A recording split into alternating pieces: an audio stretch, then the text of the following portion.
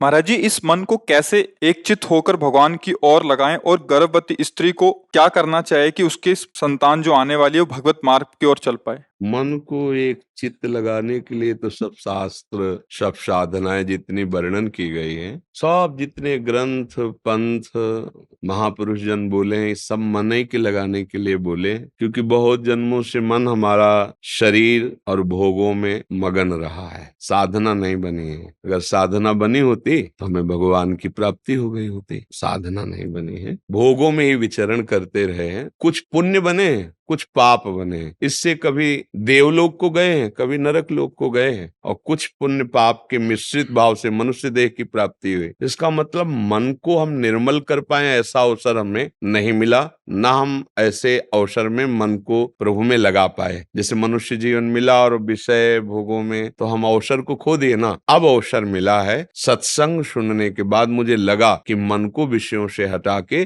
प्रभु में लगाने से ही परम मंगल, परम लाभ प्राप्त होता है। अब जब हम मन को विषयों से हटाने की सोचते हैं तो बलवान मन बार बार उन्हीं विषयों की तरफ ले जाता है।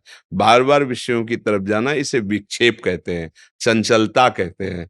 अब हम चाहते हैं कि हमारा मन चंचलता छोड़कर प्रभु में लगे, तो अभ्यास योग युक्तेन चेतसा नान्यगाम्ना। अब अभ्यास करना पड़ेगा, विषयाभ्यास को छोड़कर भगवदाभ्यास करना पड़ेगा। अभ्यास में जैसे कुछ देर हम नाम जप करें, कुछ देर नाम कीर्तन करें, क्योंकि मन चंचल है, एक जगह टिकेगा नहीं। आप सोचो निरंतर नाम जप करने लगे, ये सिद्धों की स्थिति होती है। साधक प्रारंभ से इसमें न चल पाएगा, तो कुछ समय इसको लगाया ये नाम जप में, कुछ समय नाम कीर्तन गायन किया, कुछ समय कथा सुनी, कुछ समय भगवान को कथा सुनाई। जैसे भागवत है, हिंदी से भी है, संस्कृत से भी है, अब तो कुछ ग्रंथ अंग्रेजी से भी कर दिए गए। जो जिस भाषा का ज्ञान रखता हो अपने शास्त्रों का स्वाध्याय करे, नाम जप करे, नाम कीर्तन करे, भगवत चर्चा सुने, भगवत धामों की यात्रा करे। इससे धीरे धीरे हमारा मन प्रभु में लगने लगेगा।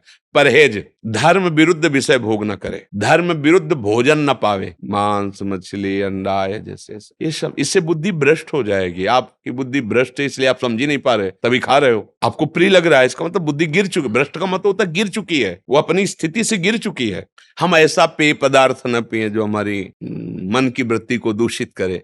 ऐसे लोगों का संग न करें जो हमारे मन पर प्रभाव डालकर फिर विषयी बना दे, जिसको हम भगवत मार्ग में भोजन शुद्ध, जल शुद्ध, संग शुद्ध, हमारे आचरण शुद्ध और अभ्यास भगवत भजन का, तो धीरे धीरे काफी समय बाद मन लगने लगेगा। तुरंत वाली बातें नहीं है ये, बहुत अभ्यास, दीर्घ काल निरंतर सत्कार सेवितो दृढ़, बहुत काल तक निरंतर ऐसा अभ्यास करें तो मन प्रभु में लग जाता है। अब हमारी बात रही कि हमारा गर्भ कैसे पवित्र संस्कारों वाला हो, उसके ऊपर कैसे प्रभाव पड़े। तो जैसे हमने प्रहलाद जी के जीवन चरित्र को जब सुना और पढ़ा तो ये प्राप्त हुआ कि गर्भ में ही प्रहलाद जी थे। कयाधु जी को नारद जी अपने आश्रम में ले गए और वहां रोज भगवत चर्चा सुनाते, और पवित्र आश्रम में रहते पवित्र भाव से, तो वो सारी पवित्रता और गर्भस्थ बालक के ऊपर प्रभाव पड़ा और गर्भ से ही वो महान भागवत रूप में प्रकट हुए। गर्भ में ही अर्जुन जी ने जब अभिमन्यु जी को चक्रव्यूह तोड़ने की सुना, उन अभिमन्यु की मां को रहे थे, लेकिन गर्भस्थ शिशु के ऊपर प्रभाव पड़ रहा था। आखिरी व्यूह रचना को तोड़ने में वो सो गई, तो श्रवणेंद्री, मां की श्रवणेंद्री से बालक पर जा रहा था प्रभाव, वो बंद हो गया। आखिरी नहीं तोड़ने की बात समझ पाए। इन दो उदाहरणों से हमें समझना चाहिए कि हमारे गर्भस्थ शिशु पर हमारे भोजन का, हमारे वार्तालाप का, श्रवण का, देखने का, व्यवहार का प्रभाव पड़ रहा है। जैसे गर्भस्थ शिशु है, गर्भ में आ गया है, फिर आप गृहस्थ धर्म में सहवास करेंगे, वो प्रभाव पड़ेगा उसके ऊपर, उसके अंगों पर प्रभाव पड़ेगा, उसकी मानसिकता पर प्रभाव पड़ेगा। आप शासन विहीन जीवन व्यतीत कर रहे हैं इंद्रियों का, तो आपके जो बच्चा है वो शासन विहीन पैदा होगा, क्योंकि आपके संस्कार पड़ रहे हैं ना उसमें।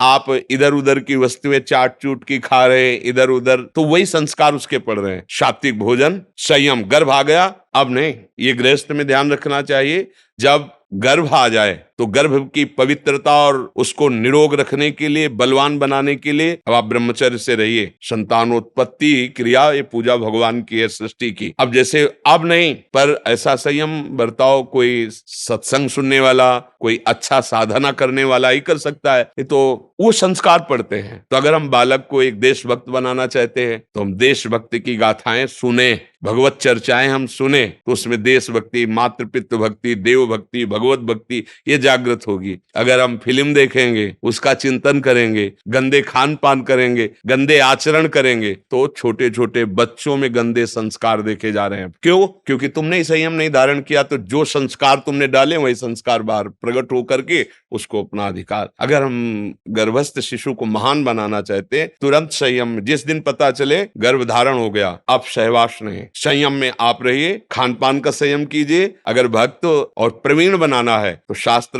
आप गान कीजिए, वो सुने, या ऐसा ना संयोग हो तो स्वयं गान करे, सुने। पवित्र व्यवहार, ऐसे लोगों से न मिले जो गंदे भाव वाले, क्योंकि अब एक भूमिका तैयार हो रही इस बालक की। ये हम जैसे आचरण करेंगे वैसे संस्कार उसमें पड़ेगा।